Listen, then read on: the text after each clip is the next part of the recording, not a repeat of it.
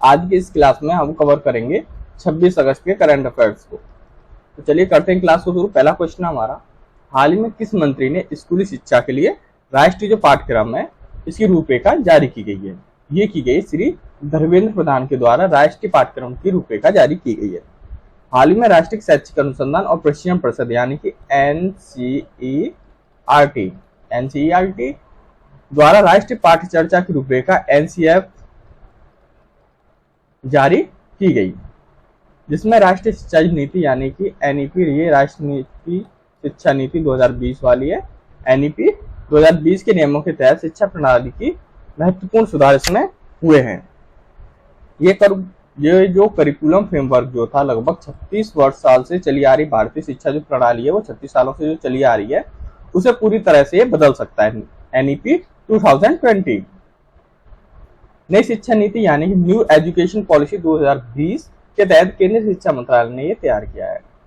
स्कूली शिक्षा के संदर्भ में जो राष्ट्रीय शिक्षा नीति यानी एनपी 2020 में 10+2 प्रणाली जो थी ये 36 साल से चली आ रही है, 10+2 वाली प्रणाली को बदलकर 5+3+3+4 वाली पैटर्न पे इसे डिवाइड करने के लिए सिफारिश में की गई है और विभिन्न चरणों में मूलभूत, प्रारंभिक, माध्यमिक और उच्चतर जो माध्यमिक है उसके पाठ्यक्रम और शैक्षणिक बदलावों के लिए सुझाव देने वाले विकासात्मक दृष्टिकोण पर इसे जोड़ दिया जा रहा है। क्वेश्चन हमारा ये था कि जो राष्ट्रीय पाठ्यक्रम की रूपरेखा है किसने जारी की है? ये की है धर्मेंद्र प्रधान ने, जिस पे जोड़ दिया जा रहा है एनईपी 2020 वाली पॉलिसी पे, जो कि इस तरह की पैटर्न होगी 5+3+3+4 वाले पैटर्न पे, इस पे ज्यादा जोड़ दिया जा रहा है। वीडियो अच्छी लगा है लाइक शेयर एंड सब्सक्राइब जरूर कर लिया करो। चलते हैं अब नेक्स्ट क्वेश्चन पे। नेक्स्ट क्वेश्चन है हमारा, हाल में किस कंपनी ने स्वदेशी सेलेक्टिव कैटालिस्ट रिएक्टर यानी एससीआर का पहले सेट का विनिर्माण सफलतापूर्वक कर लिया? तो ये क्या है? वेल ने, BHEL वेल ने ये एससीआर का सेट का विनिर्माण सफलतापूर्वक इसने कर लिया है। सार्वजनिक क्षेत्र की इंजीनियरिंग कंपनी यानी कि भारत हेवी इलेक्ट्रिकल्स लिमिटेड यानी कि वेल स्वदेशी सेलेक्टिव कैटालिस्ट रिएक्टर को पहले सेट में इसने विनिर्माण सफलतापूर्वक किया है। वेल के निदेशक औद्योगिक प्रणाली व उत्पादक यह रेणुका गैरा, ये वेल की निदेशक हैं औद्योगिक प्रणाली व उत्पादक की रेणुका गैरा ने स्वदेशी यानी कि एससीआर कैटालिस्ट के पहले सेट की कंपनी के बेंगलुरु के सौर कारोबार जो हुआ है, ये बेंगलुरु का है, बेंगलुरु का सौर कारोबार जो प्रभाग में से तेलंगाना में 5 गुना यानी कि 800 मेगावाट के यदाद्री ताप बिजली स्टेशन के लिए हरी झंडी दिखाकर इसने रवाना किया। ये किया रेणुका गेरा ने। क्वेश्चन हमारा ये था, सेलेक्टिव कैटालिस्ट रिएक्टर यानी एससीआर को पहले सेट का विनिर्माण सफलतापूर्वक किया वो वेल ने किया है। ठीक है, चलते हैं नेक्स्ट क्वेश्चन पे। नेक्स्ट क्वेश्चन हमारा, हाल ही में यूनेस्को ने किस राज्य सरकार के ITI&C विभाग में आर्टिफिशियल इंटेलिजेंस यानी AI सिस्टम में सार में AI की नैतिकता के लिए साझेदारी की है? तो ये की है तेलंगाना सरकार ने। तेलंगाना सरकार ने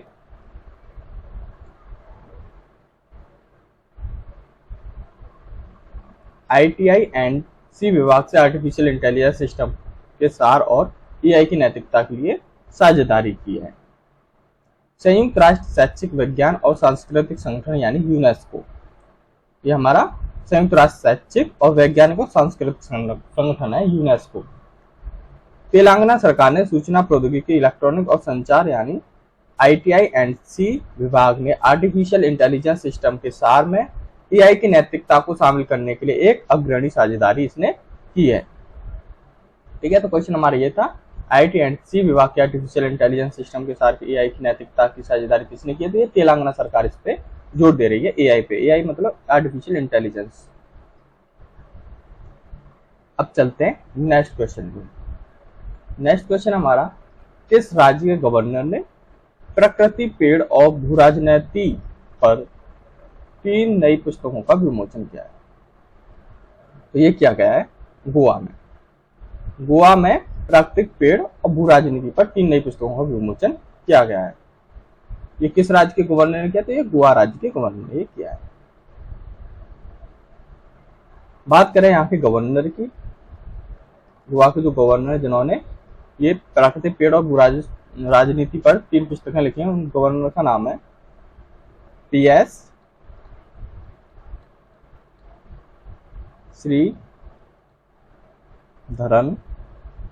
श्रीधरन पिल्लई। ये हैं गोवा राज्य के गवर्नर जिन्होंने ये प्राकृतिक पेड़ और भू राजनीति पर 3 नई पुस्तकों का इन्होंने विमोचन किया गया है। गोवा के सीएम की बात करें, प्रेजेंट में जो सीएम है वो है प्रमोद सावंत। गोवा के मुख्यमंत्री प्रमोद सावंत ने पैंजी गोवा के इस कार्यक्रम का उद्घाटन किया था। पश्चिम बंगाल के गवर्नर यानी कि सीवी आनंद बोस ने पुस्तक, ये पश्चिम बंगाल के थे, पश्चिम बंगाल के गवर्नर ने लिखी है जिनका नाम है सीवी आनंद बोस। इनकी जो पुस्तक का नाम है वो है हेरिटेज ट्रीज ऑफ गोवा। ये लिखी गई पश्चिम बंगाल के सीवी आनंद बोस के द्वारा। ये गवर्नर है, इन्होंने लिखी है हेरिटेज ट्रीज ऑफ गोवा। इन्होंने अनावरण ये किया है। गोवा राज्य के पर्यटन मंत्री यानी रोहन खोते ने ज्ञानपीठ पुरस्कार विजेता दामोदर मोजो ने दूसरी 2 पुस्तकों का भी इन्होंने विमोचन किया। वो जो पुस्तक थी उनका नाम है, एक मिनट, गोवा राज्य के पर्यटन मंत्री, इनका नाम है रोहन खोते। इन्होंने ज्ञानपीठ पुरस्कार विजेता यानी कि दामोदर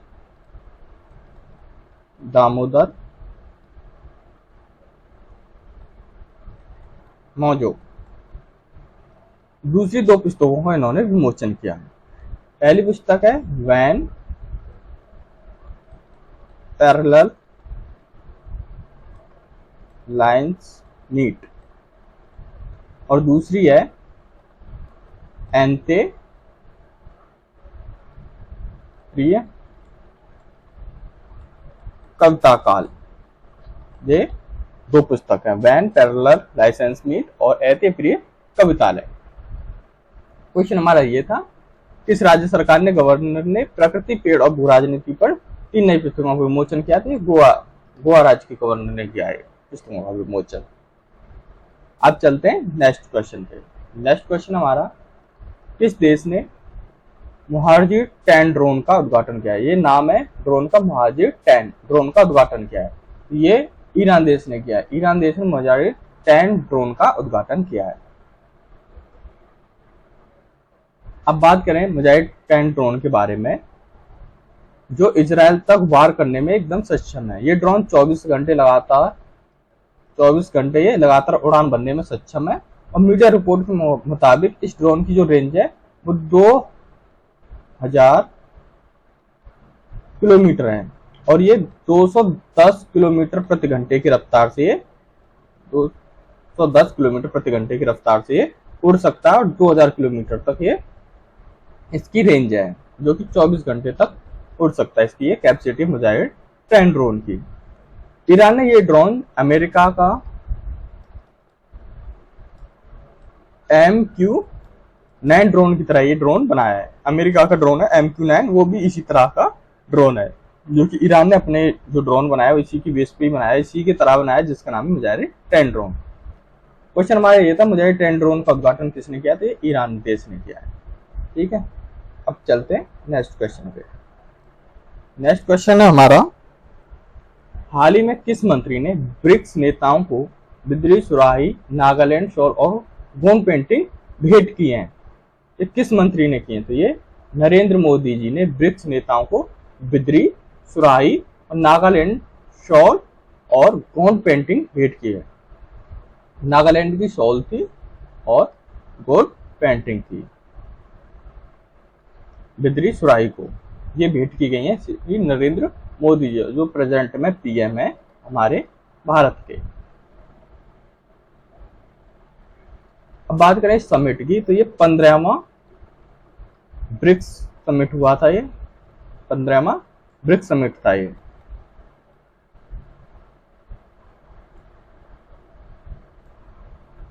अब चलते हैं नेक्स्ट क्वेश्चन पे। नेक्स्ट क्वेश्चन है हमारा, किस मंत्री ने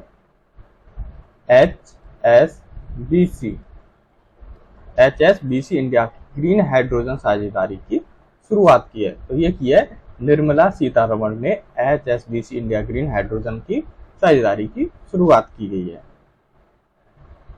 केंद्रीय वित्त मंत्री हैं ये निर्मला सीतारमण। इन्होंने कहा कि सरकार भारत को हरित हाइड्रोजन के उत्पादन, उपयोग एवं निर्यात की वैश्विक केंद्र बनाने का इरादा रखती है। अब बात करें HSBC के बारे में, तो इसके जो सीईओ वो हैं हितेंद्र दवे। हितेंद्र जो है ये प्रेजेंट में सीएम है HSBC में। क्वेश्चन हमारा ये था, HSBC इंडिया ग्रीन हाइड्रोजन की साझेदारी की शुरुआत निर्मला सीतारमण ने की है। ठीक है, निर्मला सीतारमण ने इसकी शुरुआत की है साझेदारी की। तो जो निर्मला सीतारमण है ये केंद्रीय वित्त मंत्री हैं, जो कि हर बार अपना बजट पेश करती हैं।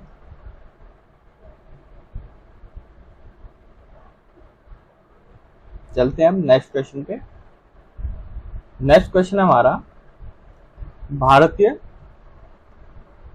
तटरक्षक ने समुद्री सहयोग बढ़ाने हेतु किसके साथ समझौता ज्ञापन पर हस्ताक्षर किए हैं? ये किए फिलीपीन तटरक्षक ने समुद्री सहयोग बढ़ाने हेतु समझौता ज्ञापन पर हस्ताक्षर किए हैं। नौसेना स्टाफ के प्रमुख, जिनका नाम है एडमिरल आर हरि कुमार, ये है नौसेना स्टाफ के प्रमुख एडमिरल आर हरि कुमार। और फिलीपींस के तटरक्षक बल के कमांडेंट, जिनका नाम है CG एडमिरल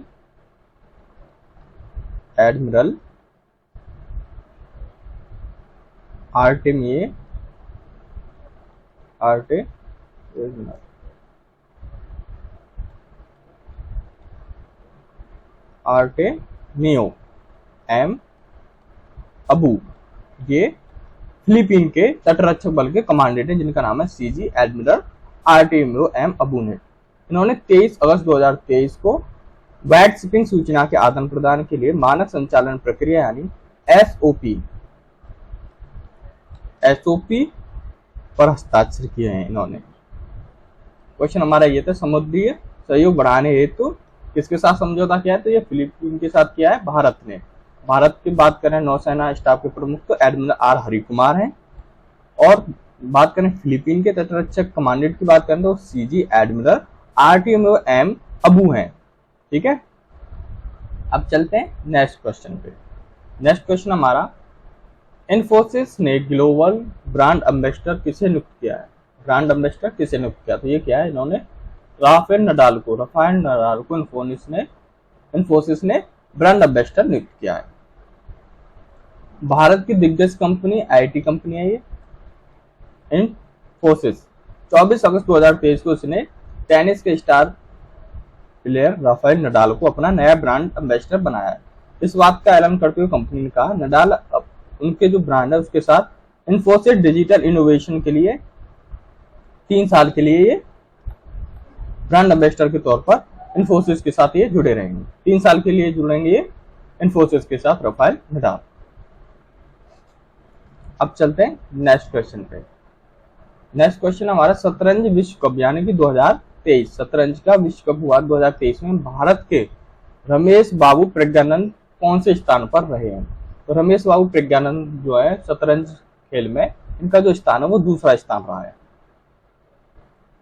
रमेश बाबू प्रज्ञानंद FIDE यानी कि शतरंज विश्व कप में दूसरे स्थान पर ही रहे।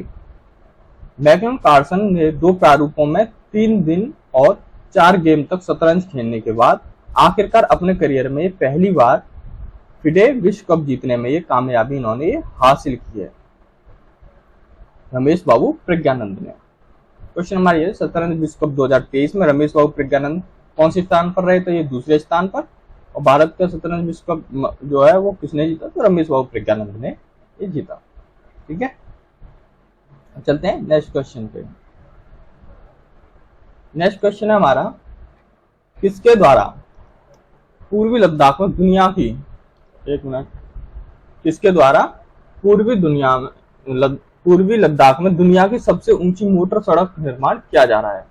ये वर्ल्ड की सबसे ऊंची मोटर सड़क का निर्माण किया जा रहा है, जो किया जा रहा है पूर्वी लद्दाख में। तो ये किसके द्वारा किया जा रहा है? ये किया जा रहा है सीमा सड़क संगठन के द्वारा। सीमा सड़क संगठन के द्वारा दुनिया की सबसे ऊंची मोटर सड़क का ये निर्माण किया जा रहा है, जो कि किया जा रहा है पूर्वी लद्दाख में। अब पूछ लिया कहाँ पे किया जा रहा है? तो ये भारत में किया जा रहा है, पूर्वी लद्दाख में। कौन करवा रहा है? सीमा सड़क संगठन के द्वारा ये किया जा रहा है। अब बात करें इस सड़क के बारे में। ये जो सड़क है ये लद्दाख से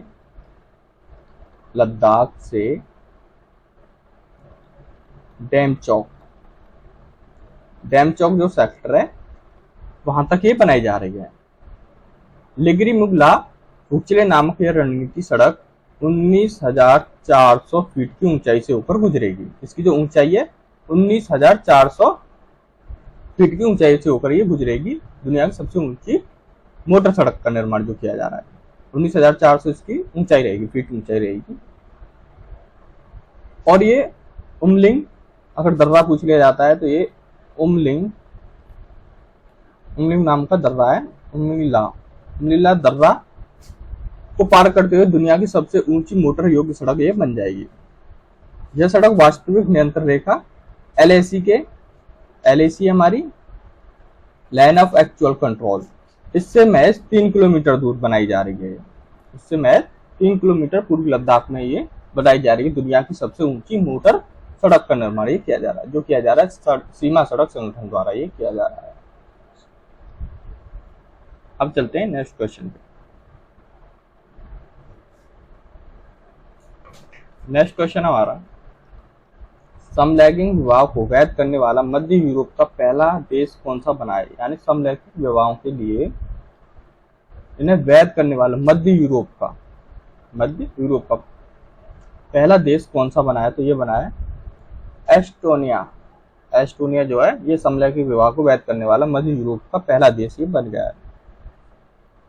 बात करें समलैंगिक विवाह कानूनी तौर पर या सामाजिक रूप से मान्यता प्राप्त एक ही लिंग के लोगों के विवाह को कहते हैं, जो कहते हैं समलैंगिक विवाह। समलैंगिक जो विवाह है उनका मानव इतिहास में बहुत स्थानों पर अवलेखकरण हुआ है। समलैंगिक विवाहों को वैध बनाने वाला पहला देश जो था वो नीदरलैंड था। अगर पूछ लिया जाता है कि सबसे पहला समलैंगिक विवाह के लिए सबसे पहला जो देश था वो कौन सा था, वो तो नीदरलैंड था। सबसे फर्स्ट था ये नीदरलैंड, जिसने 2001 में कानूनी मान्यता से प्राप्त की गई थी नीदरलैंड में। ठीक है, क्वेश्चन आया जाता है समलैंगिक विवाह को वैध करने वाला मध्य यूरोप का पहला देश कौन सा बना है? तो वो एस्टोनिया बना है। और समलैंगिक लोग वो होते हैं जो एक ही लिंग के लोगों से विवाह करते हैं। ठीक है, चलते हैं नेक्स्ट क्वेश्चन पे। नेक्स्ट क्वेश्चन, इस राज्य केंद्र शासित प्रदेश ने विस्तृता सांस्कृतिक महोत्सव ये आयोजित किया गया? ये कहां पर आयोजित किया गया है? ये किया गया है जम्मू कश्मीर में। जम्मू कश्मीर में विस्तृता सांस्कृतिक महोत्सव जो है ये आयोजित किया गया। बात करें विस्तृता महोत्सव का उद्देश्य पूरे देश को कश्मीर की महान सांस्कृतिक विरासत और विविधता को विशिष्टता में परिचित कराना है। ये महोत्सव जो है विस्तृता ये झेलम नदी के किनारे यानी झेलम नदी से जुड़ी लोक मान्यताओं पर केंद्रित है। जो झेलम नदी है इससे जुड़ी हुई जो लोक मान्यता है उन पर ये केंद्रित मनाया जाता है विस्तृता सांस्कृतिक महोत्सव, जिससे वैदिक काल से बहुत सी पवित्र से माना जाता है। झेलम नदी को जो माना जाता है वैदिक काल से, जो माना जाता है वैदिक काल से इसे बहुत ही पवित्र माना जाता है झेलम नदी को। इसी से जुड़ी लोक मान्यताओं पर ये केंद्रित है विस्तृता सांस्कृतिक महोत्सव। ये बनाया जा रहा है जम्मू कश्मीर। पूछ लिया कहाँ बनाया है, जम्मू कश्मीर में झेलम नदी की जुड़ी हुई लोक मान्यताओं पर केंद्रित है। अगर पूछ लिया किस पे केंद्रित है, वो झेलम नदी की मान्यताओं पर केंद्रित है और इसे वैदिक काल में बहुत ही पवित्र, वैदिक काल से ही बहुत पवित्र माना जाता है इस झेलम नदी को। अब चलते हैं नेक्स्ट क्वेश्चन पे। नेक्स्ट क्वेश्चन है हमारा, कौन सा भारतीय शहर पुस्तकालय महोत्सव 2023 मेजबानी करने जा रहा है? तो ये कौन सा शहर करने जा रहा है? तो ये करने जा रहा है नई दिल्ली। नई दिल्ली जो है पुस्तकालय महोत्सव 2023 की मेजबानी करने ये जा रहा है। चलते हैं नेक्स्ट क्वेश्चन पे। नेक्स्ट क्वेश्चन हमारा, हाल ही में तुर्की की मंजूरी के बाद, यानी कि तुर्की की मंजूरी के बाद कौन सा देश 31वां नाटो सदस्य बन गया है? पहले 30 देश थे नाटो में, अब ये 31वां देश नया ऐड हुआ है तुर्की की मंजूरी के बाद। ये कौन सा देश बना है? तो ये बना है फिनलैंड। फिनलैंड जो है 31वां नाटो सदस्य बन गया है। अब बात करें नाटो के बारे में, तो ये उत्तरीय अटलांटिक संबंधी संगठन यानी कि नॉर्थ अटलांटिक ट्रेटी ऑर्गेनाइजेशन यानी कि नाटो, ये उत्तरी अमेरिका और यूरोपीय देशों का एक सैन्य संगठन होता है। इसकी जो स्थापना की बात करें नाटो की, 1949 में की गई थी नाटो। इसका उद्देश्य राजनीति और सैन्य माध्यमों से अपने सदस्यों की स्वतंत्रता को और सुरक्षा की गारंटी देना होता है। आज के लिए बस इतना ही। धन्यवाद मेरी क्लास में जुड़े रहने के लिए।